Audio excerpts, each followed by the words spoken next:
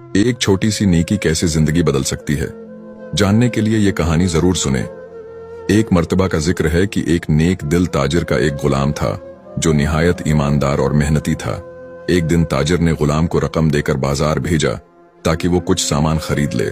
गुलाम बाजार गया, सामान खरीदा और बाकी रकम लेकर वापस आ गया। रास्ते में उसने देखा कि एक गरीब आदमी बौका बैठा है। गुलाम को इस पर रहम आ गया और उसने अपनी जेब से कुछ पैसे निकालकर इस गरीब को खाना खिलाया। जब वो मालिक के पास पहुंचा तो ताजिर ने उससे पूछा, क्या तुमने तमाम रकम वापस ले आई? गुलाम ने ईमानदारी से जवाब दिया, जी हां, लेकिन मैंने अपनी जेब से एक भूखे को खाना खिलाया। ताजिर बहुत खुश हुआ और कहा, जो कुछ तुमने अल्लाह की राह में दिया वो जाये नहीं होगा, बल्कि अल्लाह तुम्हें उसका कई गुना बदला देगा। चंद दिन बाद अचानक उस ताजिर का कारोबार पहले से ज्यादा तरक्की करने लगा। नफा बढ़ता गया और वो पहले से ज्यादा खुशहाल हो गया।